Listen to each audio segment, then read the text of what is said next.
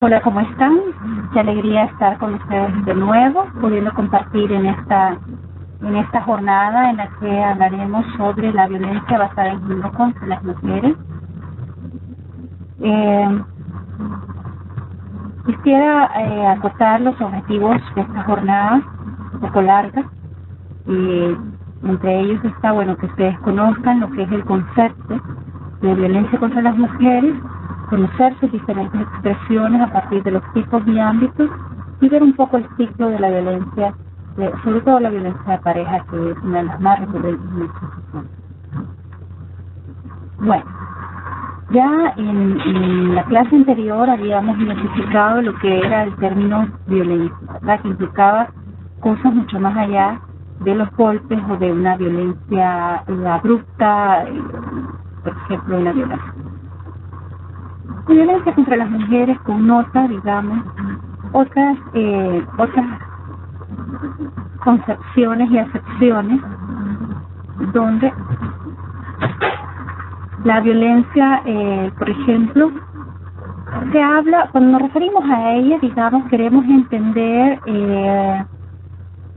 un mismo fenómeno, pero lo denominamos muchas veces o utilizamos muchos términos para referirnos a él. Por ejemplo, utilizamos indistintamente violencia intrafamiliar, violencia doméstica, violencia de género, incluso violencia machista. Son términos que aparentemente nos hacen referirnos al mismo fenómeno, pero que se denominan diferentes. Sin embargo, vamos a ver que estos términos no necesariamente nos están dimensionando lo que queremos decir o el fenómeno que queremos poner en evidencia. Primero, violencia contra las mujeres, violencia intrafamiliar, es quizá el término que tenemos más arraigado, más acuñado, gracias a que en 1996 se aprobó la ley contra la violencia intrafamiliar. Primero, entender que con este término se refiere a aquella violencia que se vive en el seno de las familias y que es ejercida de todos contra todos. Ustedes leen la ley contra la violencia intrafamiliar, se van a dar cuenta que es una ley que habla sobre las violencias que se ejercen dentro de la familia por cualquier miembro de la familia, en donde está invisibilizado todo lo que significa ser mujer dentro de una misma familia, o que significa ser una niña, que significa ser joven, o que significa ser incluso una adulta. Entonces se invisibiliza, por un lado, esas relaciones de poder que existen dentro de los planes familiares.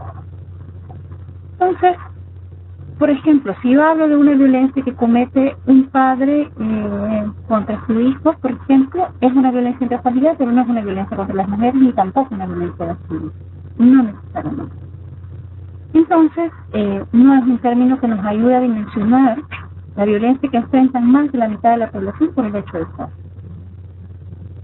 Por otro lado, también se habla mucho de la violencia doméstica. Este fue un término que se acuñó en los años 60 por la sociología y hablaba de que empezaban a identificar a mujeres con el típico ojo en tinta, ¿verdad? Ese ojo golpeado, moretado, donde decía que la circunstancia, digamos, recurrente en todas estas mujeres era que eran amas de casa. Bueno, ahora sabemos que las mujeres enfrentan violencia en todos los ámbitos de la vida. Es decir, tiene que ver con el espacio laboral, con el espacio comunitario, el espacio escolar, académico, de participación política, partidario, gremial. Podemos enfrentar la violencia. Y la enfrentamos no por el lugar en el que estemos, sino por la condición que arrastramos de ser mujeres y ser seres menos válidos que nosotros. Entonces, también suele con este término reducirse que solo las violencias que ocurren dentro del hogar y por aquellas mujeres que se dedican a labores del cuidado son las violencias. Entonces tampoco este término nos ayuda a dimensionar todo lo que viven las mujeres en un contexto de violencia generalizado. Y tenemos, por ejemplo, la violencia de género como otro de los términos que suele usar. Aquí tenemos que tener mucho cuidado, porque como ustedes ya vieron en la clase con la licenciada Gloria Cerón, el género es una categoría relacional que pretende visibilizar la construcción del mundo a partir de lo que es ser hombre y de lo que es ser mujer. La violencia de género puede motivar a hacer análisis sobre la violencia que enfrentan unos y otros a partir de sus mandatos. Por ejemplo, durante el conflicto armado, cuando llegaba un camión, digamos, de la Guardia Nacional a un X cantón, ¿a quiénes protegían las mujeres o las familias? Protegían a los hombres, porque el reclutamiento forzoso era dirigido contra los hombres. ¿Por qué? Porque hay un mandato de género que dice que los hombres son los que están hechos para la guerra, son seres racionales, son valientes, son fuertes, entonces contra ellos se ejerce esta ley. Entendemos que es una violencia que se ejerce, que tiene que ver con los mandatos del género. Entonces, si dejamos violencia de género a secas, podemos ceder, digamos, la categoría indistintamente y no dimensionar a quienes queremos dimensionar, que son a las mujeres que enfrentan violencia por el hecho de ser mujeres. Finalmente tenemos otra definición que quizás es menos popular en nuestro país, pero que también se usa, que tiene que ver con la violencia machista, que fue acuñada por las feministas en los años 60 en España, y que pretendía, ¿verdad?, posicionar quién ejercía la violencia y la causa por la cual ejercía, ¿verdad? Y era por evidenciar de que se ejercía violencia contra las mujeres por los hombres en esas relaciones de poder. Aquí tenemos que se refiere a una violencia, este tipo de violencia enfrentada por medio del machismo, es decir, desde una actitud que los hombres toman para desvalorizar y llegar hasta oprimir a las mujeres con el uso de la violencia. El machismo a su vez castiga cualquier actitud femenina en los hombres, como con eso. Sin embargo, hay otras expresiones que son parte del patriarcado, no necesariamente machistas. Es decir, a un machista le es relevante estar por encima de las mujeres, valer más que las mujeres, sentirse superior y dominar. Sin embargo, tolera la presencia de las mujeres, incluso se sirve de ellas. En cambio, para un misógino, sabemos que la misoginia tiene que ver con ese odio, desprecio, ¿verdad?, a la condición de mujer, en donde un machista, ¿verdad?, basta y sobra con que una mujer le sirva y continúa con las situaciones donde no es posible, digamos, se ejerce la violencia, pero en el misógino siente un menosprecio hacia las mujeres y le es hostil la presencia de las mujeres. Por ejemplo, ustedes tienen ese típico compañero, ¿verdad?, que hace chistes obscenos sobre el cuerpo de las mujeres, que tiende a nombrarlas por medio de apodos, de denominarla como animales, de ahí viene la culebra, de la vieja elefanta, de no sé qué. Esto es misógino. O sea, que no les basta sentirse superior, sino que además insisten en esa intolerancia que sienten a eso otro que son los mismos. Entonces, violencia machista puede ser un buen término, pero no acaba de englobar todas las expresiones de violencia frente a las mujeres.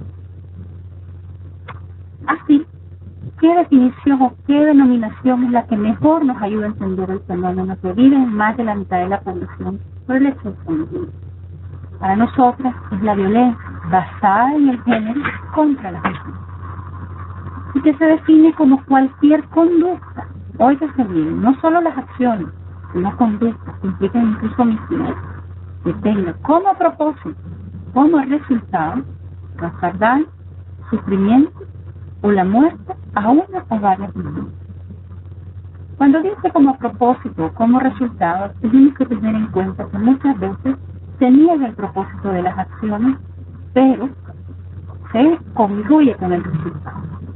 Por ejemplo, en la Policía Nacional Civil, ustedes saben que no hay mujeres, por ejemplo, en puestos o en áreas como la UNO, el GRP, el Grupo de Reacción Policial. Y entonces uno dice, bueno, nos preguntamos a la policía, bueno, ¿por qué no hay mujeres aquí? Y él dice, mire, no sabemos qué pasa, pero sacamos convocatorias, ellas se inscriben, pero nunca pasa en los procesos.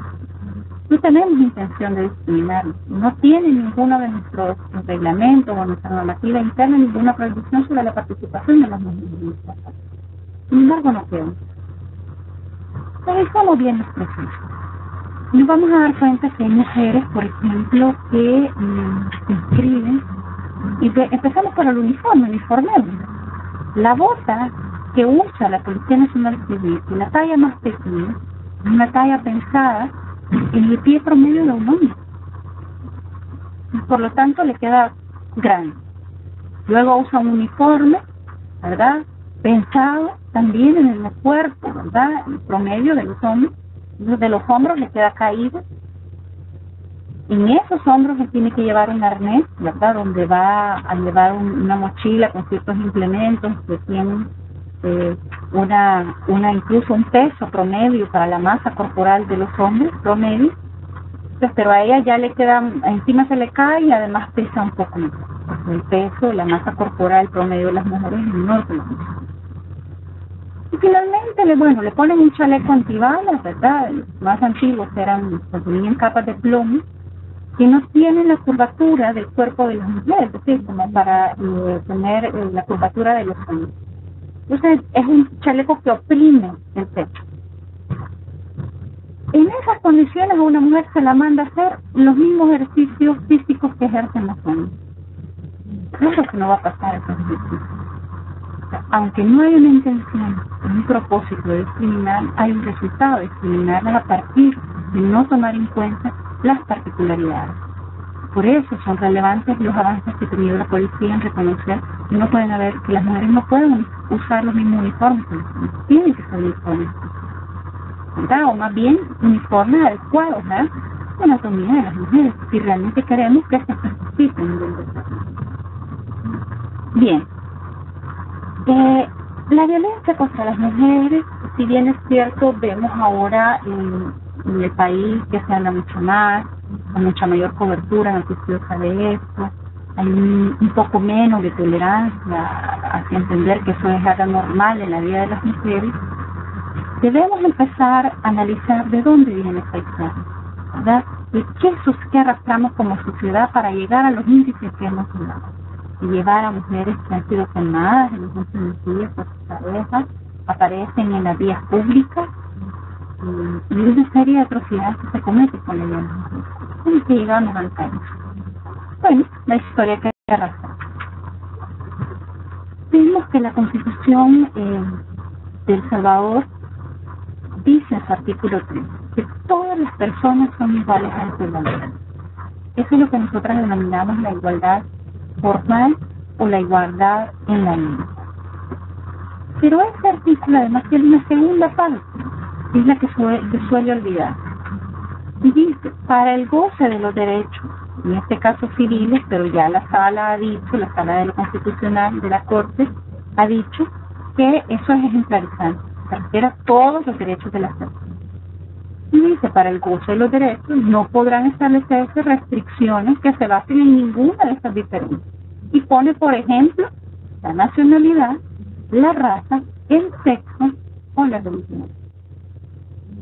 Vean ustedes, cuando dice que no se pueden establecer esas diferencias, lo que nos está diciendo, mire, en este país nadie puede gozar de menos derechos por ninguna circunstancia.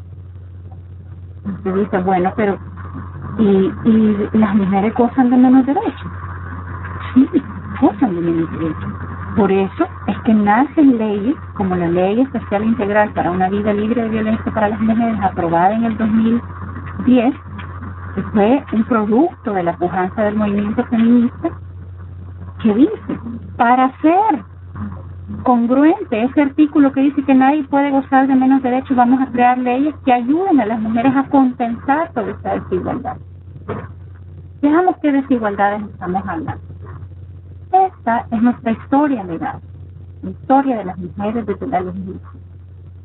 Antes de 1950, las mujeres éramos legalmente inferiores a los hombres, o sea, estaba descrito en la norma. Y la violencia contra las mujeres era permitida y casi promovida. Era un mandato de ley corregir a las mujeres y hacer uso de la violencia para protegerlas. Así, desde 1950, ¿verdad?, que hay un cambio en la Constitución, hombres y mujeres son legalmente iguales y hay una prohibición por la discriminación por sexo. Y la violencia contra las mujeres, a partir, empieza a recorrer un camino hasta prohibirse en el 2021. Ya vimos un poco esta historia constitucional, ¿verdad? Veamos una institución que fue nefasta para la vida de las mujeres. y fue, por ejemplo, lo que el Código Civil denominó la potestad marital. Ayúdenme a leer y veamos que se establece en el artículo 134 del Código Civil, que fue hecho por Gerardo Arles, el Código de 1860, dice: la potestad marital es el conjunto de derechos que las leyes conceden al marido sobre la persona y bienes de la mujer. Oigan esto. O sea, hay una potestad sobre la vida de las mujeres desde los hombres.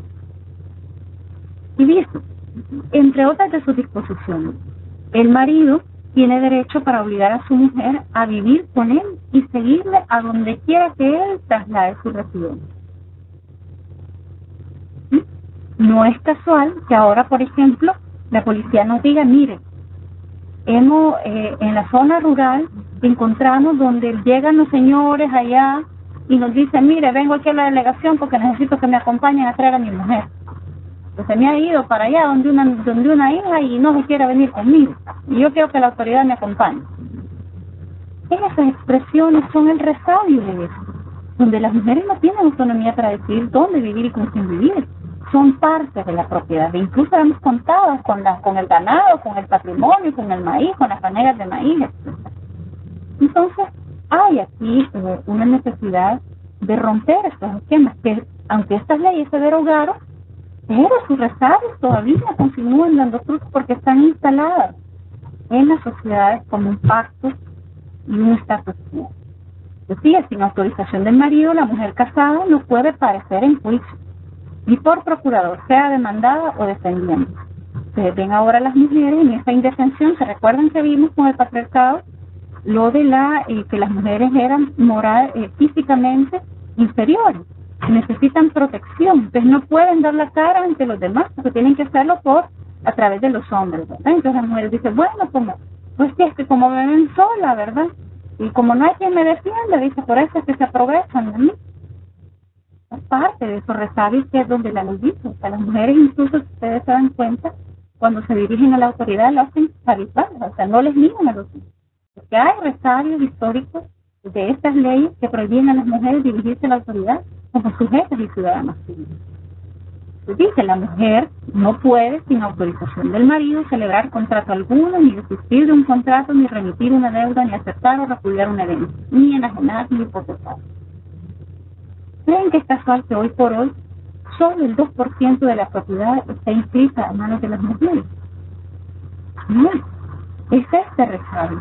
Todavía veo familias que dicen que se niegan a heredar a sus hijas mujeres porque dicen: no, yo le voy a heredar a mis hijos varones. Mi tía, alguien se va a casar con ella y les va a dar donde vivir. O yo no voy a trabajar para mi marido. Dice, pues, como vienen estos resabios de la ley. Y dicen: son representantes legales de una persona, el padre o marido bajo cuya potestad se vive. Entonces ahí tienen ustedes que las mujeres, las abuelitas dicen: no, dicen que, bueno, yo soltera era de mi papá, casada de mi marido, y hoy que ella soy viuda, pues soy de mis hijos. Las mujeres somos seres inacabados, ¿verdad? De esto resabios.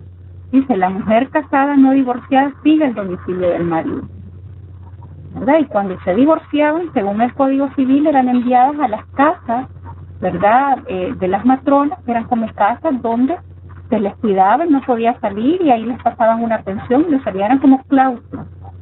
Es decir, una mujer se divorciaba, pero no podía ser, como había sido objeto de un hombre, ya no podía ser tocada por tenía que ver con él. Y finalmente este otro que dice: el marido debe protección a la mujer y la mujer debe obediencia al marido. Vean sus tronos. Todavía en este año hay jueces que dicen que sí está mal que se le violente a las mujeres, pero que hay veces que las mujeres necesitan que las corrijan. Cuidado con estas aseveraciones, porque aunque una mujer sea dulce, aunque una mujer no sea la mujer del paradigma del patriarcado, no se tiene derecho de corrección sobre ella. Tu pareja no tiene derecho de corrección. Si una mujer es infiel, Si llega su marido y la encuentra en el acto sexogenital con otro hombre, si sea en la cama donde han dormido los dos y delante de los niños, si usted quiere, con aquella gravedad, ya el Código de Familia le dice cuáles van a ser las sanciones. Miren, usted puede pedir el divorcio, lo dice como sanción para ponerle fin a la infidelidad de la señora. Pero usted jamás puede tolerar el uso de la violencia para corregir estas prácticas.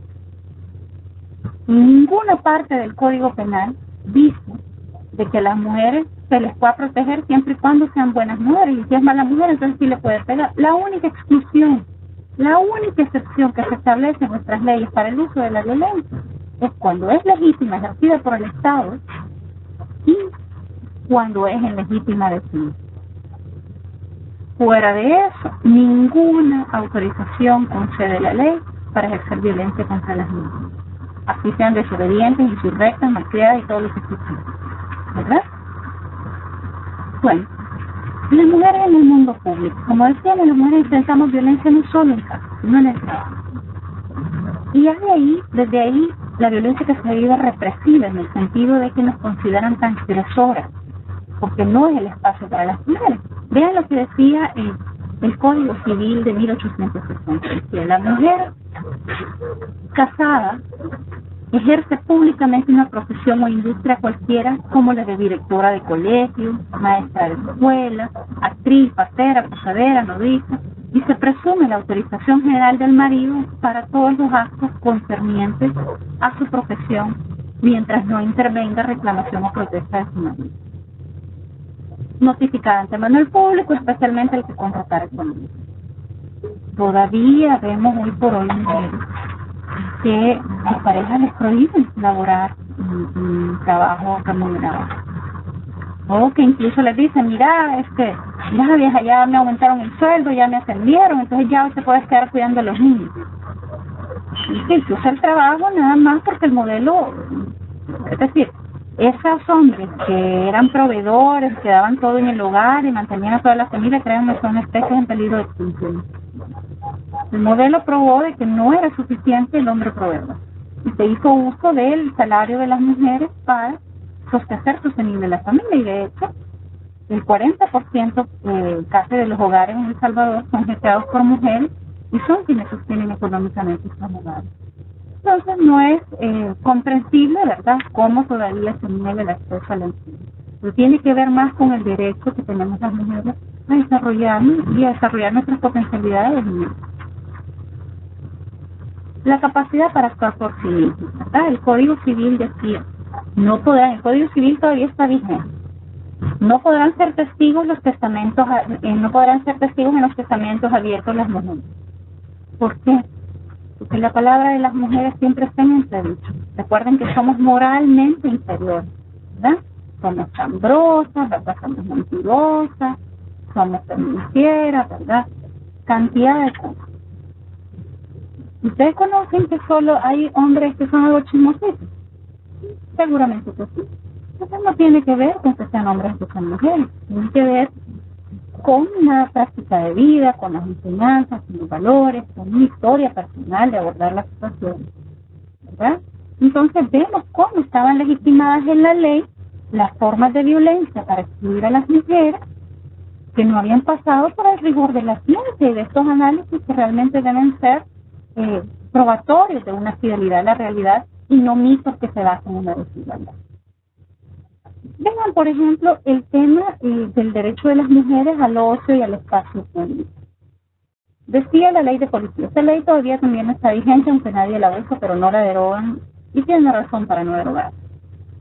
Decía el artículo 11, son funciones de los inspectores de policía perseguir a sí mismo a las mujeres holgazanas, obligándolas a trabajar, para lo cual les remitirán a las haciendas y demás casas honradas en clase de sirvientes, entendiéndose que se habrá de pasárseles el salario que se estime según el oficio al que la dediquen. Vean ustedes, no habla de los hombres holgazanos, habla de las mujeres holgazanas. Es decir, una mujer holgazana en 1879. Una mujer que podía estar en un parque contemplando la tarde, podría ser acreedora de estas funciones. Tiene que ver, ¿verdad?, con esos mandatos. Y como les decía al inicio, ¿verdad? Como la legislación también de la historia ha arrastrado mandatos del ejercicio de la violencia contra las mujeres, ¿verdad? Por ejemplo, este Código de Instrucción Criminal, ¿verdad?, decía: el juez u otra autoridad que conozca de alguna persona restringida de su libertad en un lugar privado deberá inmediatamente hacerla poner en libertad y se valiendo de ello incluso de la fuerza pública.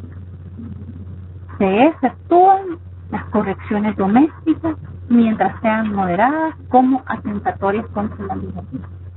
Es decir, si mi marido me tenía privada de libertad, no me dejaba salir de casa, me prohibía salir, incluso me golpeaba, ningún juez ni ninguna autoridad podía desarrollar. Todavía ahora vemos estos resabios que dicen entre marido y mujer nadie se debe meter, ¿verdad?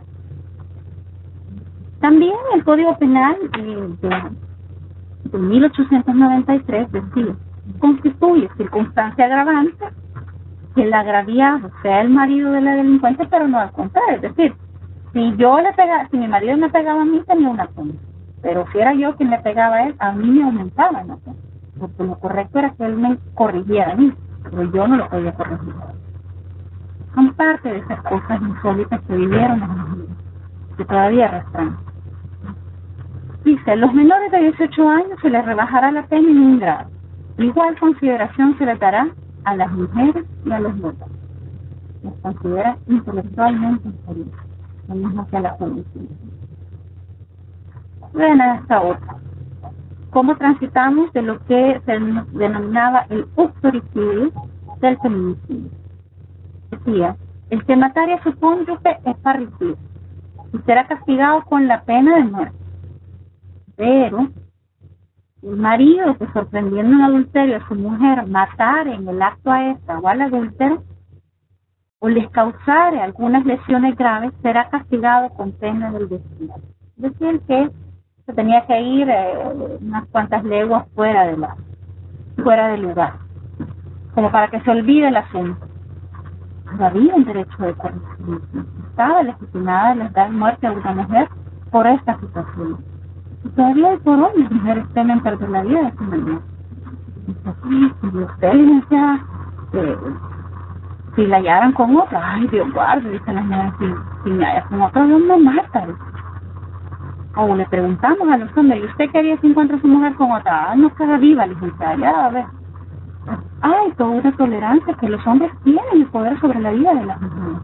Y si ustedes ven, el feminicidio se constituye como un delito para castigar la violencia que ejercen sobre los hombres, sobre las mujeres, que es de manera ilegítima.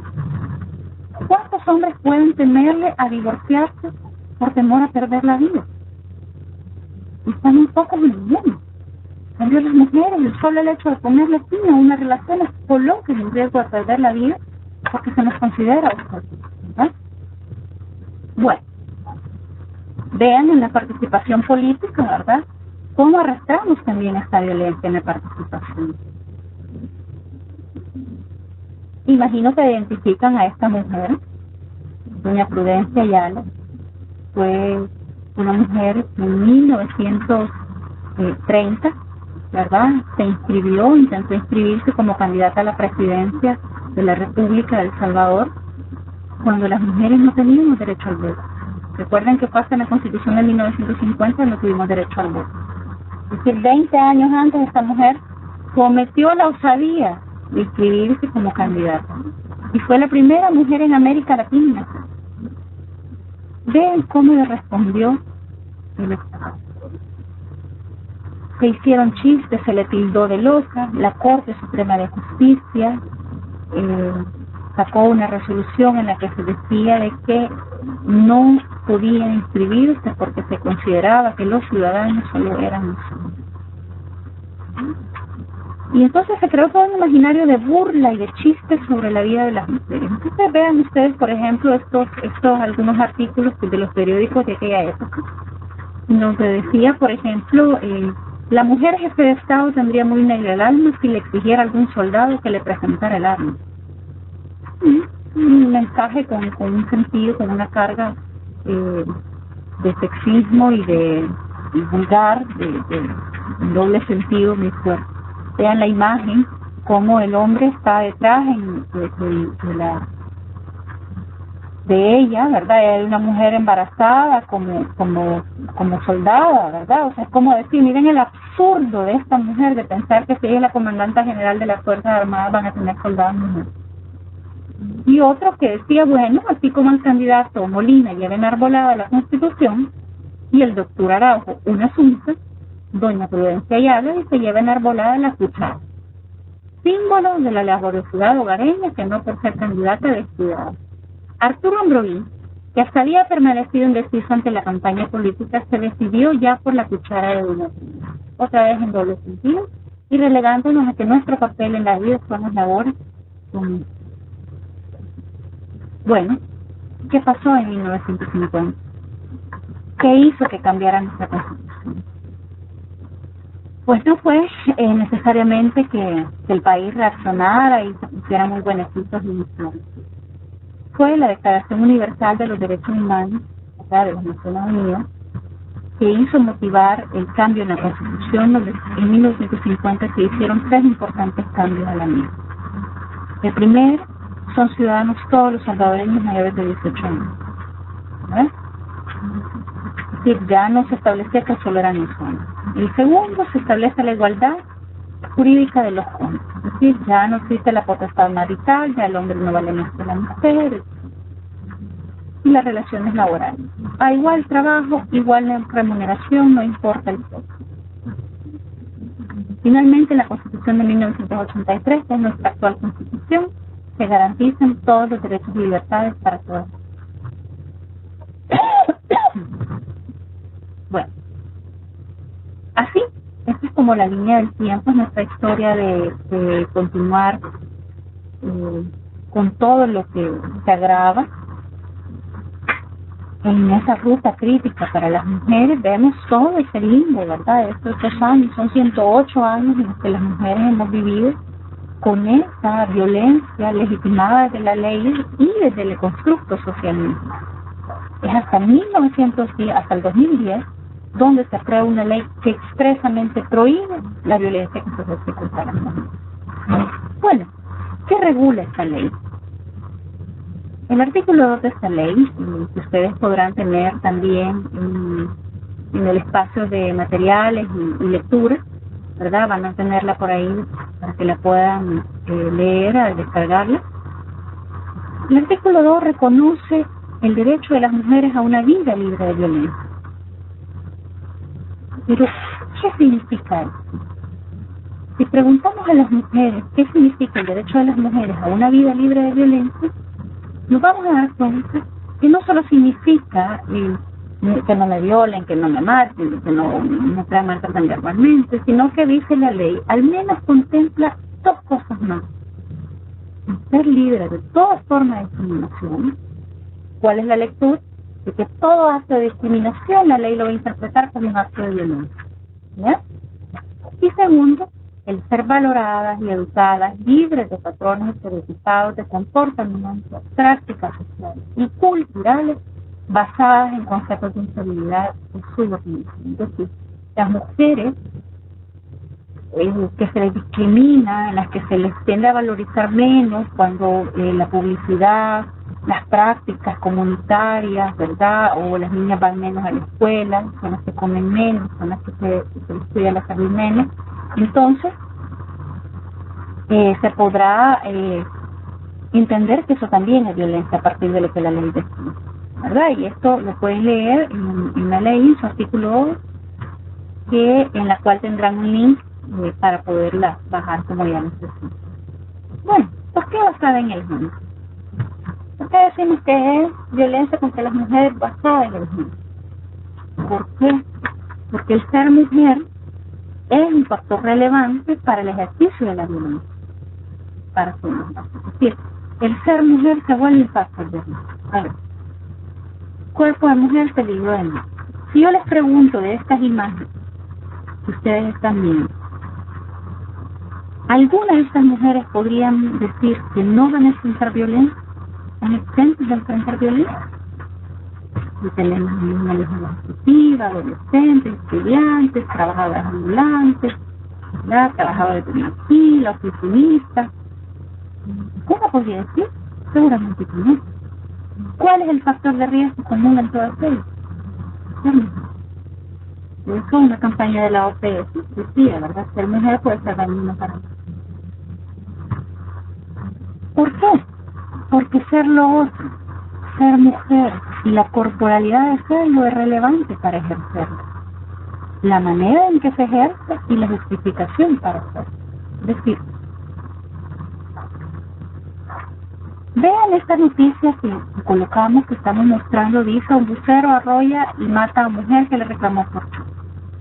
La pregunta que toda la nación se hizo fue si quien se hubiera bajado a reclamar hubiera sido un hombre, el motorista, este conductor hubiera tenido la misma osadía de pasarle con el bus encima.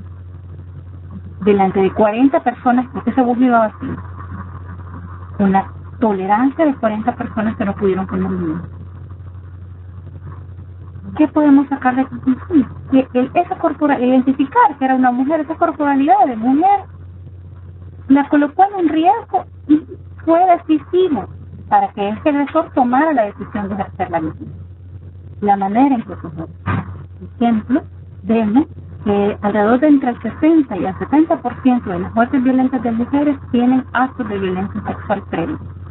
Es decir, hay violación, incluso les introducen objetos en sus vaginas, están, por ejemplo, desnudas, ¿verdad? Hay incluso cercenados de senos. Es decir, hay un elemento especial de dolor que se inflige al cuerpo de las mujeres por ser un cuerpo de mujer, ¿verdad? Que no se ejerce contra los hombres. Los hombres van, les pegan un tiro y matan. A las mujeres las son desmembradas y usadas para marcar territorio y entretenimiento. Entonces, el ser mujer es la categoría de riesgo en la violencia de género contra las mujeres, porque define, es relevante para el agresor que yo sea mujer para ejercer la violencia, define para el agresor cómo puede ejercer violencia contra mí y finalmente justifica que se pueda hacer. Es decir, un hombre puede decir, pues, que mire, que era una mujer que tenía un montón de hombres, era una mujer que no cuidaba a sus hijos, era una mala mujer. ¿A cuántos malos hombres se han matado? Listo. Este es otro elemento importante en la violencia de género contra las mujeres, lo que llamamos el continuum de la violencia. Este término fue acuñado por Liz Nellis, ¿verdad? Una antropóloga feminista que empieza a reconocer que los actos de violencia en la vida de las mujeres no son actos únicos en la vida. Es decir, que una mujer aparece asesinada, nadie se explica cómo pasó y cómo pudieron quitarle la vida. No. Desde que nacen, las mujeres empezamos a enfrentar toda una carga de violencia. Somos las que menos accedemos al sistema educativo, las más desnutridas, las que menos accedemos a los servicios de salud, somos las que tenemos menos acceso a la propiedad, a todos los ingresos. Entonces dice, cuando finalmente ocurre una muerte violenta, dice, es el culmen de toda una serie de violencias ejercidas a lo largo de su vida, ¿verdad? Bueno, ahí tenemos algunos reportes de periódicos, de noticias, ¿verdad? Donde usted puede ver que las mujeres en todo el ciclo vital están expuestas a enfrentar la vida. La misoginia, ¿verdad? Que ya hemos visto que se expresa, ¿verdad? A través de acciones de odio contra los cuerpos de las mujeres, ¿verdad? ¿Ves? Y simplemente dijimos, no podemos atribuir el origen de la violencia contra las mujeres a una causa o ámbito. Es decir, no podemos decir solo este hombre por ser hombre, ¿verdad? Sino que hay toda una escena patriarcal, ¿verdad? Que predispone y construye a los hombres para ejercer la violencia. Puesto que existen condiciones además sociales, es decir, los hombres por sí solos, si no tuvieran todo ese escenario perfecto para ejercerlo, donde las instituciones públicas, el Estado, las leyes, la sociedad misma, valida esa forma de ejercicio de la violencia contra las mujeres, no lo podrían hacer, ¿verdad? Entonces, ¿cómo es que esa violencia se va instalando en las sociedades y se vuelve están agudizadas para la vida de las mujeres en países femeninos. Bueno, la impunidad es un factor que alimenta la violencia contra las mujeres. El silencio, la omisión, la negligencia, la complicidad y la polución de autoridades están llamadas a prevenir y erradicar la violencia. Aquí les pongo algunos ejemplos, ¿verdad? Algunos baluartes de nuestra historia, ¿verdad? Donde la impunidad era evidente. Usted ve a ese abogado, ¿verdad?, que incluso fue candidato a magistrado cuando se le descubrió fotografía y video. O sea, nadie puede negar que ese hombre era un agresor de pornografía infantil, de con niñas y adolescentes. Explotaba a las adolescentes, ¿verdad? Nadie lo puede negar. Si se vieron los videos en cadena nacional, un error procesal hizo que él saliera libre. Socialmente le está condenado, pero quizás solo está condenado por la víctima, porque usted lo ve entrar a la corte y él sigue obteniendo su calidad de abogado, ejerce la profesión y defiende los más malos de los malos, ¿verdad? Usted tiene, y también a un baluarte del sindicalismo, ¿verdad?, Ricardo Montt, ¿verdad?, se le procesó por abusar sexualmente de su hijastra de 12 años. Finalmente, ¿verdad?, el día de la audiencia no se presenta ni la madre ni la hija y estuvieron desaparecidas hasta la fecha. Eso pasó en esa tarde. Esa incomparecencia de las víctimas por el miedo hizo que él saliera libre, pero no porque estuviera probada su inocencia. Saben también de este señor, ¿verdad?, que disparó a una mujer policía, ¿verdad?, fue presidente de la Corte de Cuentas y sigue siendo diputado. Le pagó $3,000, pues, una mujer con una relación de poder como la que él tenía sobre él, tenía que ceder, ¿verdad?, ante esa presión y retirarse de él. Y seguimos pagándole un salario a pesar de estar libre. Y vean estos últimos 3 joyitas, ¿verdad? Tenemos al diputado Samayoa que reclama sus salarios caídos, ¿verdad? Al futbolista Denis Alas que fue procesado por estupro, ¿verdad?, contra un adolescente, al cual le dieron castigos de colegio, ¿verdad? Así como vaya a barrer la cancha, cierre su Facebook, y de paso lo vamos a poner con la población de adolescentes para ponerlas en riesgo, ¿verdad? Le va a ir a dar clases de fútbol a un grupo de adolescentes. Fíjense. Un juez absuelve además de tener acusado de feminicidio, que es Dagoberto Marroquín, ¿verdad?, que asesinó a su esposa, ¿verdad?, de evidencia sobrada. El proceso se justificó para condenarlo y sin embargo lo absuelve, y últimamente fue absuelto también por el delito de portación ilegal de armas, porque confesó que un amigo se la había regalado y que él no había tenido tiempo de inscribirla, ¿verdad? Entonces maté a mi esposa con un arma, pero pues puede salir libre por eso. Bueno, entonces vean frente a toda esta impunidad el acceso a la justicia que tienen las mujeres, ¿verdad? Vean de todos los casos de feminicidios que hay, solo hay 6 condenados, ¿verdad?, según fuentes de la Fiscalía General de la República. Hay una tolerancia social que justifica la violencia contra las mujeres. Los agresores son protegidos y las víctimas son culpabilizadas. Ahí tenemos, por ejemplo, a los familiares en este caso, de los imputados en el caso de Katia Miranda, y eran picas llenos de gente, ¿verdad?, iglesias completas, ¿verdad?, gritándole a la madre de Katia Miranda que era una mujer calumniosa, ¿verdad?, que ella se iba a arder, ¿verdad?, en el infierno, ¿verdad?, por eso. Imagínense una sobreviviente contra toda la comunidad en contra, con toda esa cadena de venganza. Ya se puede hacer sostenible esa denuncia. Este otro caso que fue muy triste también, de un hombre que mató a su pareja y a sus 5 hijos. Y lo insólito es que toda la comunidad en el entierro decía, sí, ya sabíamos que él iba a matar. Le vivía pegando.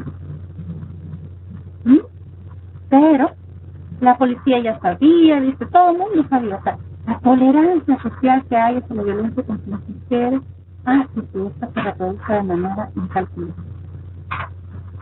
Naturalizar también los crímenes, normalizarlos, es crítico también para las víctimas, porque nos colocan en riesgo. Cada vez que la policía o un medio de comunicación dice que hay un crimen, aquí lo que hubo fue un crimen pasional. Cada vez que se dice eso nos retrotrae la idea de que hay una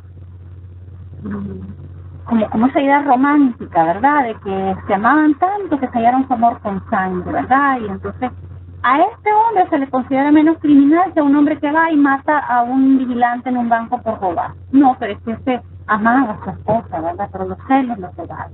Es una manera de minimizar, es decir, cuando hay en este Estado salvadoreño, digamos, una legitimación de la violencia en la familia, y ese es un elemento causal de la violencia estructural también, porque el hecho de que yo sea familia, como que me da el derecho a violentarme. Si un hombre, digamos, le pega a una mujer una golpiza en la calle, una cachetada, se va y pone la denuncia y ese hombre lo prosigue. Pero si cuando ya en la denuncia se le dice, es que mire, es que él es mi marido, fíjese, y es que como yo no llegaba temprano a la casa me pegó. Dice, bueno, ya empiezan a minimizarse, ¿verdad? Empiezan a bajar la guardia, ¿verdad? Si no son familia, bueno. O si una mujer llama y denuncia un hecho de violencia, ¿verdad? La policía llega y todavía le pregunta a ella, ¿y quiere que nos lo llevemos? Nos lo vamos a llevar. Y le están preguntando, perdónenme, cuando usted tiene a un extorsionista, digamos, a un falsificante, a un estafador, usted no le va y le pregunta al estafado, mire, ¿quiere que nos lo llevemos? No, ¿verdad? La ley se lo lleva porque entiende que es un crimen que la sociedad no puede pensar. Son diferencias que se van construyendo y que van diciéndole a los hombres puede ser. La cultura patriarcal, misógina, ¿verdad? Se reproduce a través de las instituciones socializadoras, ¿verdad? Como la familia, que ya vimos también. Vean los casos donde más ocurren las violencias es en la familia, ¿verdad? Los agresores sexuales eran conocidos o familiares de las víctimas, los menos eran los desconocidos, es decir, vivimos con el enemigo. ¿Verdad? El Estado y sus agentes, ¿verdad? Como ya vimos también, ¿verdad? Vean a este baluarte diputado que dijo, soy antifemenino, las mujeres no deberían estar en la política, ni periodistas deberían de ser, dice, una mujer debe estar en su hogar cuidando a sus hijos. La iglesia, ¿verdad? Vean estos casos de pederastas, ¿verdad? De pedófilos, sacerdotes. ¿Y cuál creen que fue la reacción de la sede cristiana? Entendiendo que la violencia sexual en la niñez y la adolescencia es un crimen aberrante y atroz que arruina y trunca la vida de las personas. El clero lo que dice es, miren, es que son humanos. O sea, humanizamos a criminales, ¿verdad? Y hasta ahora la iglesia no ha tomado una acción realmente coherente, ¿verdad? Con el mandato debería tener el cristiano para procesar y perseguir a quienes están cometiendo estos crímenes contra la niñez. Bueno, los fundamentalismos religiosos, bueno, que ya hemos visto en clases anteriores. Vean los medios de comunicación cómo normalizan la violencia, ¿verdad? Las campañas de MD están de muerte, ¿verdad? O sea, la vida de las mujeres es tan banal que pueden morir por un par de zapatos. Vean ese programa de la Chole, ¿verdad? Donde es la bruta, la estúpida, ¿verdad? La mensa, ¿verdad? La tonta, ¿verdad? La que no se le queda nada, la que es intelectualmente inferior, ¿verdad? Bueno, vamos a revisar algunos conceptos claves, ¿verdad? Todo acto de violencia basado en la pertenencia al sexo femenino que tenga o pueda tener como propósito, ¿verdad? O resultado, sufrimiento de las mujeres, ¿viste? Incluyendo las amenazas de tales actos, ¿viste? Se consideran violencia contra las mujeres según la Declaración sobre la Eliminación de la Violencia contra las Mujeres, lo que conocemos como Viena 95. La Convención de Belén do Pará, que es una convención de la OEA, ¿verdad? Donde en la ciudad de Brasil, en esa ciudad de Belén do Pará, donde se firmó, se crea para prevenir, erradicar y sancionar la violencia contra las mujeres y dice, debe entenderse como la violación de los derechos humanos y libertades fundamentales. ¿Okay? Entonces, la violencia es el máximo mecanismo de reproducción de todas las otras formas de opresión. O sea, es el mecanismo en el cual el patriarcado centra su punto, ¿verdad? Para mantener subordinadas las mujeres.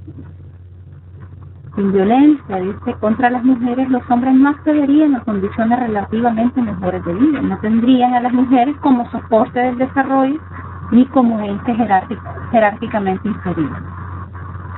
Bueno, vamos a ver un video, el cual les invito a que vean, Una vida sin violencia del Instituto Nacional de las Mujeres de México, del Distrito Federal, y a partir de eso, que vean este video, quiero que anoten en el siguiente ejercicio, identifiquen los tipos de violencia en las siguientes noticias, ¿verdad?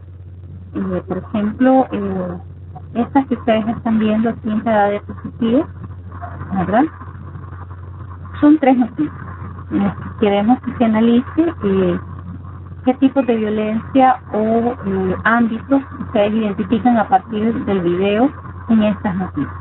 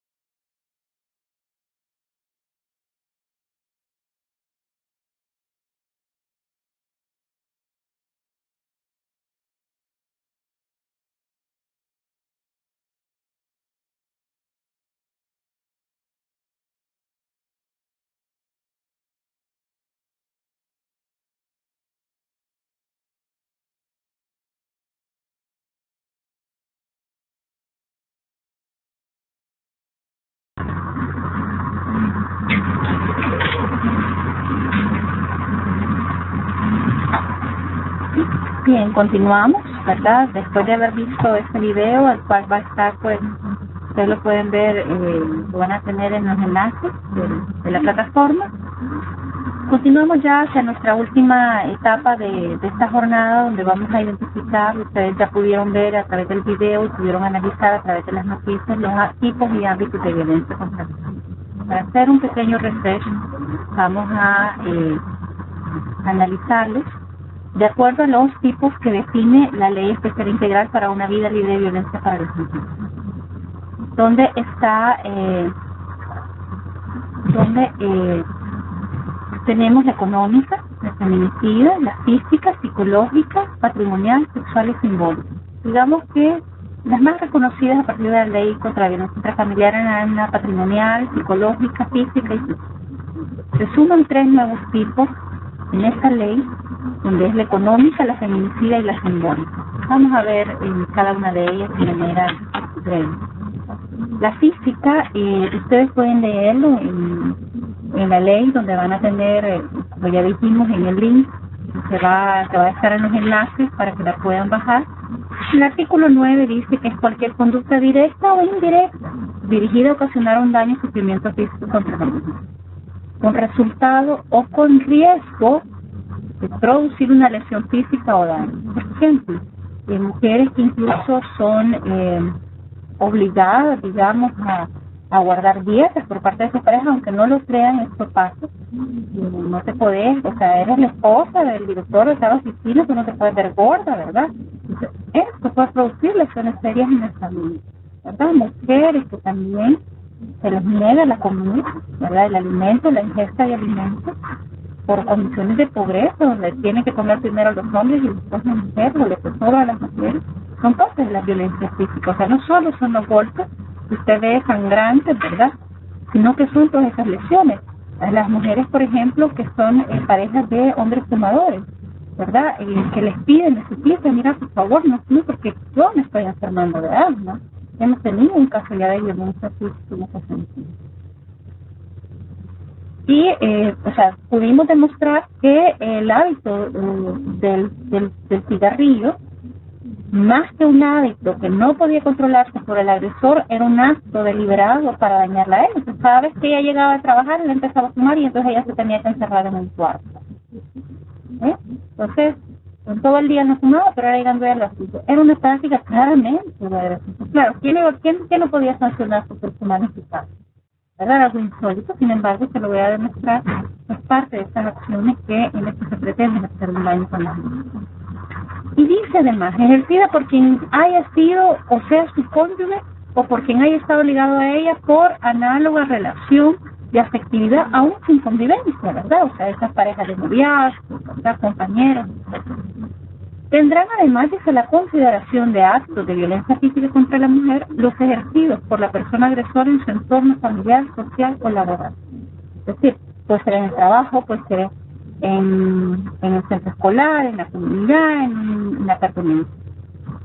Frente a esta definición que da la ley de violencia física, también nos da lo que es el delito, ¿verdad? Donde habla de exponer a las mujeres a riesgos inminentes para la integridad física o emocional. Es decir, quien expone a las mujeres a un riesgo inminente para su integridad física o emocional. Y aquí tenemos que tener un gran cuidado.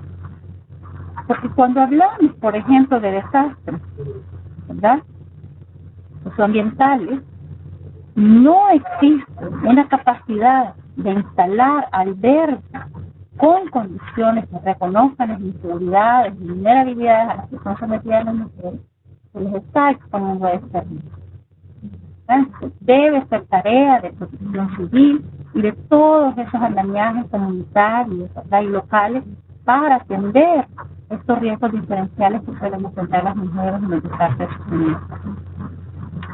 La violencia psicológica y emocional, ¿verdad?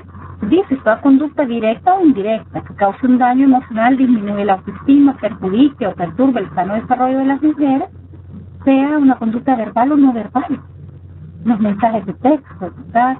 Que te dañe tu mascota, que te cele, la indiferencia, ¿verdad? La exigencia de obediencia y sumisión, la coerción, el estarte constantemente culpabilizando, ¿verdad? O limitándote tu ámbito de libertad, ¿verdad? Mira, no quiero que le hables a fulana porque no me parece tu amistad. No quiero que vayas donde tu mamá porque solo te metes cosas, ¿verdad? No quiero que estés hablando con el vecino y así, ¿verdad? Esa constante control, ¿verdad? Y limitaciones de nuestra autonomía son, en efecto, violencia psicoemocional, ¿verdad? Listo, basta con que se pruebe que desencadenan una distorsión del concepto de sí misma. Cuando las mujeres ya empiezan a decir, como yo soy bien tonta, quizás por eso no me quieren, como yo tengo mi carácter. O sea, cuando una mujer les está diciendo eso, lo que usted está viendo es el resultado, es el efecto de esa violencia ejercida, en donde hay una distorsión del concepto de sí mismo, ¿verdad? O del valor como persona o de la visión del mundo, o de las propias capacidades afectivas. Dice, es que yo no me vuelvo a enamorar, dice, yo no me vuelvo a casar con nadie, porque todos los hombres son iguales. Esta mujer ya tiene un daño, ya está reflejando el daño porque hay una distorsión donde se inhibe de socializar, de tener nuevas parejas, porque considera que todos son iguales a partir del daño vivido, ¿verdad? Y tenemos aquí el delito que establece la ley para este tipo de violencia, por ejemplo, el suicidio feminicidio por inducción maligna, ¿verdad? Está demostrado que las mujeres que se han quitado, bueno, hay un alto índice de mujeres adolescentes que se han quitado la vida y que estas estaban en situación de embarazo forzado. No hay una opción del Estado para interrumpir los embarazos forzados, de los que se les impone a las niñas a partir de que tu padre a los 8 años se mete en tu cama en la noche y te viola. A los 12 años te menstruas, quedas embarazada y este Estado te obliga a cargar con el producto de tu violación. No te queda más que quitarte la vida. Y otras por omisión. Hay un caso de una mujer en el que el papá y la mamá, al darse cuenta que estaba embarazada, una adolescente, le dejaron de dar de comer, no le daban de comer. Y después murió. Porque claro, un embarazo implica un montón de cambios y de alimentarse bien, porque hay un alto consumo de calcio, de otros nutrientes. Es necesario que tengas una nutrición importante. Te dejan de dar de comer y de esta manera ya pierde la vida. Eso bueno, es parte de un suicidio, ¿verdad? De una suicidio. También la ley habla de las expresiones de violencia, ¿verdad? Verbales o no verbales relativas al ejercicio de la autoridad parental que tengan por fin intimidar a las mujeres. Una constante de las violencias de pareja ejercidas contra mujeres que tienen hijos o hijas es que ella dice, mire, yo no vine antes a denunciar porque me amenazaba con que me iba a quitar a mis hijos. Me decía que nunca los iba a volver a ver, que los iba a perder, que los iba a matar, que me los iba a quitar, que me iban a declarar locos.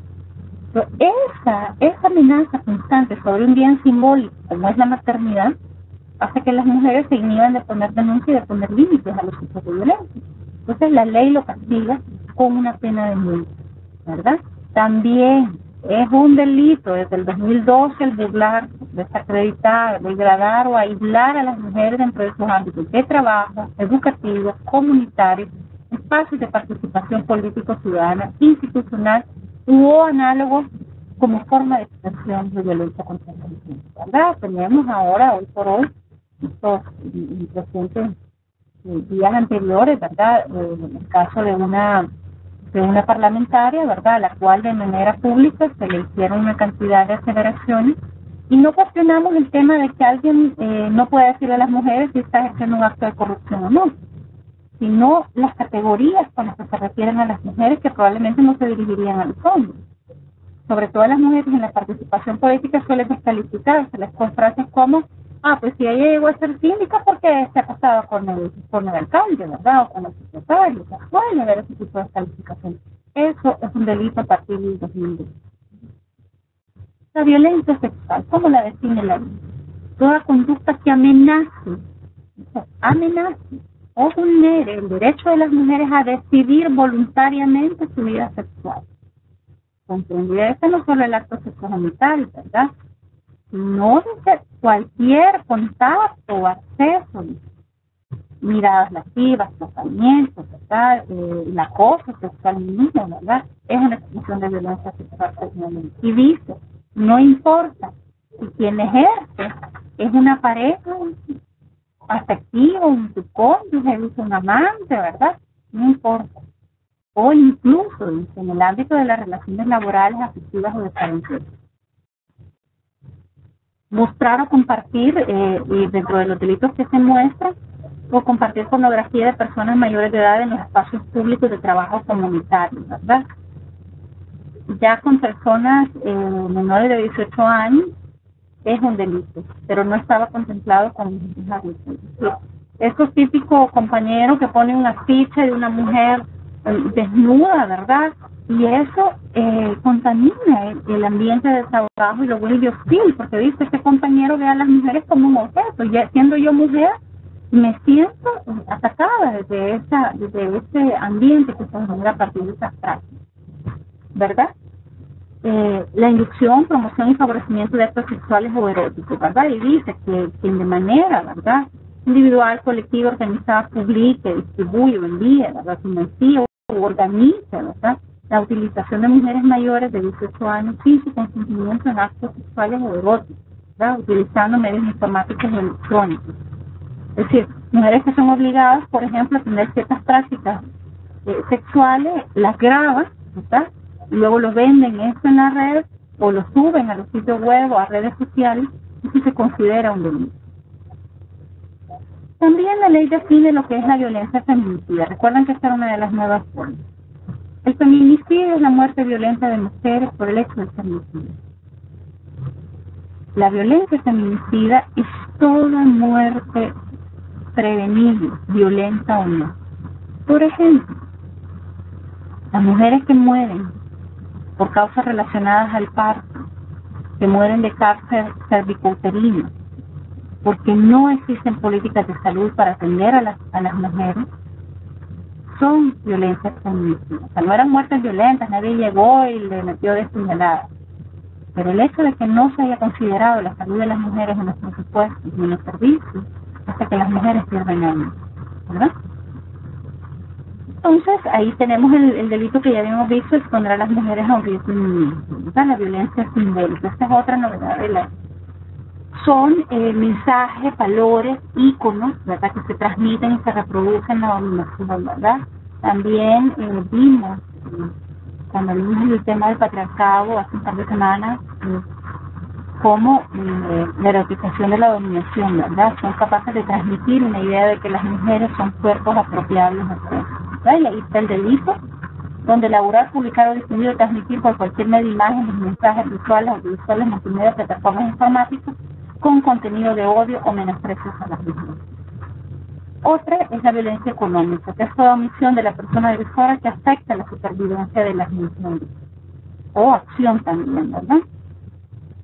Y tenemos el favorecimiento del incumplimiento de los deberes de asistencia económica, ¿verdad? Estos son esos pagadores, ¿verdad? O esos empleadores o personas, ¿verdad?, que favorecen a un agresor haciendo que no pague cuota alimenticia. Por ejemplo, un pagador que le dice al trabajador: mira, ya me vino la orden de descuento del juzgado para cuota alimenticia, pero mira, yo me voy a dejar el loco en un par de meses para que, ¿verdad? Ese pagador está castigado por la ley. Según, ¿verdad?, aquellos casos en los que el empleador reporta, ¿verdad?, al juzgado cuando se está pidiendo cuota alimenticia, no le reporta: mira, para ayudarte te voy a poner el salario mínimo, no te voy a poner las prestaciones, el sobresueldo, el bono, ¿verdad?, el sueldo del medio año, no te voy a poner nada de eso, ni las horas extras para que no te salga una cuota alta. Eso la ley lo castiga desde el 2012 para con las personas que están obligadas a registrar. ¿Por qué? Porque cuando un hombre no paga esa cuota alimenticia, sobrecarga el impacto es en las mujeres, porque son ellas las que, al no pagar el otro, estas mujeres tienen que resolver. Entonces se inhibe de que ellas puedan tener un desarrollo económico porque están siempre resolviendo lo que otros tendrían que hacer, ¿verdad? Tenemos la violencia patrimonial, ¿verdad?, que son aquellas acciones o omisiones que afectan la libre disposición de los bienes, ¿verdad? ¿Cuáles son las diferencias entre la económica y la patrimonial? Bueno, en la económica lo que hace es que las mujeres accedan al desarrollo.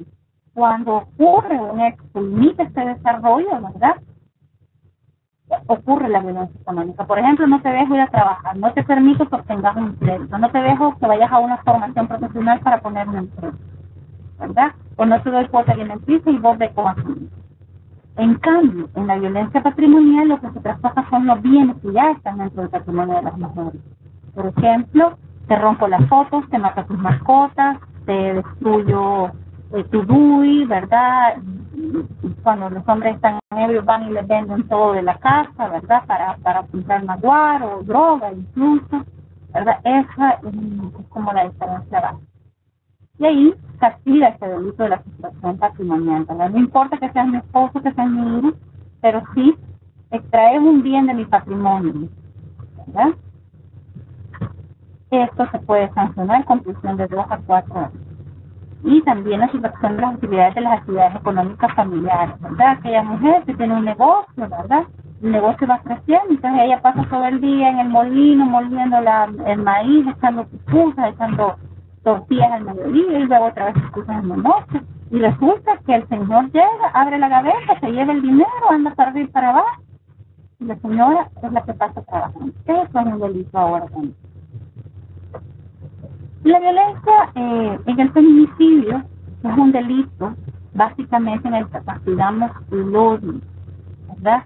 El feminicidio es el cambio de sexo del cadáver, donde identificamos que si era un hombre que está muerto es homicidio, si es una mujer es feminicidio. No, castigamos el odio con el que se asesina a las mujeres por considerarlas o menospreciarlas a través de la misoginia. Es decir, hay un dolo general de matar, pero hay un dolo especial de matarla por ser mujer. Hay otros delitos en el Código Penal que hablan de esta misma tipo de construcción de tipos penales. Por ejemplo, el genocidio, ¿verdad? Es el dolo de matar a una cantidad de gente, pero es el dolo especial de matarlas por la pertenencia a un grupo racial, étnico, religioso, ¿verdad? Entonces, hay que tener mucho cuidado con eso. Bueno, ahí les dejo un cuadro donde pueden relacionar las definiciones que da la ley junto con los delitos. Las claves para su detección es necesario hacer un análisis profundo sobre la realidad de las mujeres en el día a día, ¿verdad? No pueden tomarse solo los últimos hechos, sino toda la historia de la mujer. También es necesario desprenderse de los fundamentalismos muchas veces feministas, ¿verdad?, que relegan a las mujeres como responsables únicas del cuidado, ¿verdad? El ciclo, digamos, de la violencia, que más bien es una espiral, porque los ciclos es una cosa que no avanza, la espiral generalmente va aumentando de niveles, que la violencia se va recrudeciendo. Entonces tenemos dentro del ciclo de la violencia está el abuso, luna de miel y el aumento de la tensión. Veamos en el ciclo de pareja. Que tiene una fase de aumento donde se aumenta el estrés, la ansiedad y la creciente hostilidad, ¿verdad? Esta no me llamó, ¿verdad? Esta no vino a la hora que me dijo, no me sirvió, no me planchó la ropa, ¿verdad? Y luego viene el incremento de la violencia. Bueno, ¿y dónde estaba? ¿Vos quién te dio permiso? ¿Vos que ni hablas para, ni avisás que vas a hacer luz noche? Fase 2, la explosión, ¿verdad? Y una descarga de tensiones mediante acciones violentas, ¿verdad? Ah, vení para acá, ¿verdad? Van los golpes, van los gritos, van todas las emociones, etc.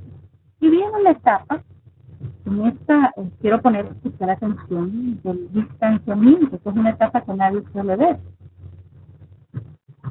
Hay una tensión, ocurre el evento de violencia y luego él se va, es un portazo, tira la puerta y se aleja. En este momento el distanciamiento es una etapa más que crítica para la vida. Porque en este momento, en el momento que ocurre la acción, las mujeres están dispuestas a denunciar, a perseguir a su agresor, a poner límites. Pero en cuanto ocurre el distanciamiento, en esos momentos las mujeres empiezan a tener conflictos sobre esta denuncia. Empiezan a decir, bueno, pero él es el padre de mis hijos, ¿verdad? Nadie más me va a querer, él es el que paga el colegio, yo qué voy a hacer de sola, para dónde voy a agarrar, la casa es de él, y empieza toda una serie de cuestionamientos, porque el problema de denunciar la violencia de pareja es que implica, atraviesa por cuestionarte a ti mismo, cuestionarte a ti mismo, y eso no es fácil. O sea, no es lo mismo que usted vaya a denunciar a un hombre que no conoce, que lo va, lo denuncia, usted regresa a su casa tranquila, que ir a un juzgado a denunciar a un hombre y que cuando usted llegue a su casa sabe que se va a encontrar ese hombre y que va a tener que subir en la cama. No es lo mismo. En esta etapa el distanciamiento es crítico porque justo en ese momento las mujeres tienen ese conflicto de ideas y justo inmediatamente aparece la reconciliación y aparece aquel hombre romántico, la agresor te pide perdón. O sea, vos estabas con ese sí, no, y justo aparece él y te dice, mira, perdóname, ¿verdad? Y es más, empieza a hacerte culpable de la violencia que te ejerció sobre ti. Que vos, vieja, vos ya me conocés, ya sabés lo que no me gusta, ¿verdad? Que vos, si vos me hicieras caso, camináramos bien aquí, y empiezas ya una, sí, y viene el alivio temporal de luna de miel. Fíjense, les aclaro que este ciclo de la violencia fue analizado, ¿verdad?, por una autora que se basó en el estudio de los agresores. Este no es el ciclo que enfrentan las mujeres, es el ciclo de los agresores, ¿verdad? El espiral de los agresores. Entonces, esta luna de miel es para ellos. Las mujeres en este momento de luna de miel están viviendo con miedo porque dicen, bueno, ya probé que me pegó, si yo me le pongo al gusto me vi peor. Entonces, en la aparente luna de miel ellas simplemente ceden y callan, ¿verdad? Eso hay que entenderlo bien porque muchas veces se culpabilizan las mujeres. Mira, si la señora, tantas veces que le hemos dicho que deje al hombre y ay, anda a coger para arriba y para abajo. Ay, lo va a denunciar y al ratito ella misma lo va a sacar. A él le gusta que le peguen. Cuidado. Y no entendemos esto y los riesgos que enfrentan las mujeres, el entorno que valida esas acciones y la cadena de venganza que usa el agresor para distraer a las mujeres, ¿verdad? No podemos negar lo que sucede. Entonces aquí aparece precisamente como se explica eso. Viene la denuncia, ¿verdad? Viene la ruta crítica, ¿verdad?, que acabamos de mencionar, y viene la deserción y viene otra nueva denuncia. Se empieza otra vez un círculo vicioso, ¿verdad? Hay situaciones, ¿verdad?, como que atraviesan las mujeres, síndromes y efectos que atraviesan las mujeres por mediante violencia, que explican por qué las mujeres retroceden o se retrasan de su violencia. El efecto bonsai, ¿verdad?, llamado así, ustedes conocen esos arbolitos chiquitos que lo que hacen es cortarle la raíz y podar sus ramas para que no crezca. Entonces lo mismo se usa con las mujeres, ¿verdad? Antes de los actos de agresión, ¿verdad?, el agresor en el ámbito familiar, ¿verdad?, constantemente le está recriminando a las mujeres, mira, que en tu casa no te quieren, que tu mamá te ve mal, que vos sos el patito feo de la familia, ¿verdad?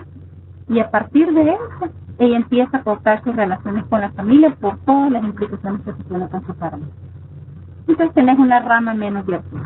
En lo laboral, ¿verdad? Le vive diciendo, mira, que para vos es solo es el trabajo, tus hijos es como que no tuvieran madre, ahí andan como que son abandonados, ¿verdad? Aquí no pasa nadie, mira la casa como está. Al final la mujer termina cediendo, renuncia a su trabajo y se dedica al hogar. Entonces tenés otra red de apoyo cortada, ¿verdad? Tenés menos autonomía. En las relaciones de ocio, amistad, ¿verdad? El agresor le vive diciendo, mira, que esa mujer con la que te juntás, que como ella no tiene nada que hacer, que solo va a usar hasta meter en la cabeza, ¿verdad? Bueno, entonces ella empieza a cortar esas relaciones para ir, ¿verdad? Evitando esos actos incómodos conmigo. Y entonces otra rama menos cortada de apoyo. Y finalmente en el ámbito personal, constantemente te reduce, te ridiculiza en público, ¿verdad? Que miren esta vieja loca, es una vieja bonita, ¿verdad? Se burla de tus formas de pensar, de tus aficiones, ¿verdad? Etcétera. Cuando ya todas las ramas están cortadas, ¿ustedes creen que es posible que una mujer tenga todas las posibilidades de sobresalir, de poner una denuncia, de mantenerse? El empoderamiento está significado. Bueno, es un efecto que atraviesa a las mujeres. Si no lo analizamos desde ese punto de vista, solemos culpabilizar y ridiculizarlo. El del síndrome del Estocolmo doméstico, ¿verdad? Que tiene que ver con aquellas víctimas que manifiestan una paradójica relación de afectividad o de ambivalencia de amor-odio con sus captores, ¿verdad? ¿Por qué?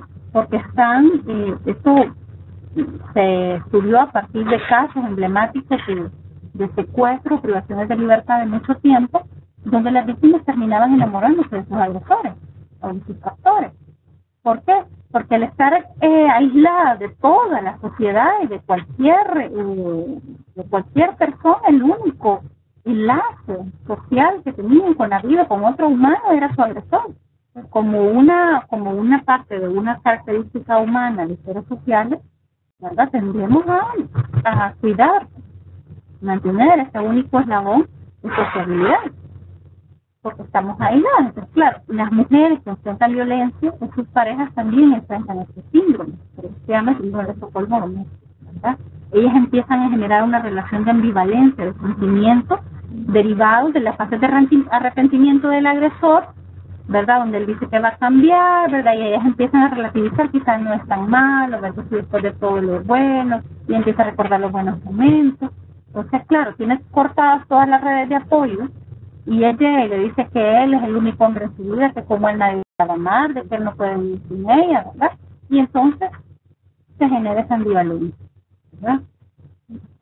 Ahí tenemos entonces que la retractación, ¿verdad?, responde, ¿verdad?, a una presión externa, ¿verdad?, y a los efectos de la violencia que enfrentan las mujeres, ¿verdad? Y tenemos también algunos obstáculos que impiden a las mujeres romper el ciclo. Por eso tengan mucho cuidado en cuestionar a las mujeres por nuestras. Bueno, para finalizar, vamos a ver, quiero que vean el video La imposición de los silencios. Acá es un video que tiene que ver con cómo la sociedad, ¿verdad?, aunaba los silencios que hacen las mujeres, que lo hacen como mecanismo de protección. Las mujeres guardan silencio para salvarse la vida sin fingir, porque dice, bueno, si nadie me protege, la que va a acabar muerta soy yo. Es como un mecanismo de protección, silencio. Pero lo más cruel es cuando este silencio se ve sumado a otros en la sociedad. Les invito a ver el video, en un pequeño ejercicio, analicen en breves líneas, no más de 10 líneas, analicen cómo se imponen los silencios en las mujeres adolescentes en situación de embarazo. El video estará en los enlaces, ¿verdad? Esperamos esta respuesta del ejercicio, la estudiaremos. Y pues no me queda más que invitarles a reflexionar sobre este fenómeno, a verlo con menos verdad y con más solidaridad, ¿verdad?, sobre las mujeres, y a respetar el trabajo de la defensora de los derechos humanos de las mujeres. Es un placer para mí haber estado con ustedes. Agradezco de nuevo su paciencia y tolerancia, y me tienen a la orden para cualquier ayuda o apoyo. Que pasen buen día.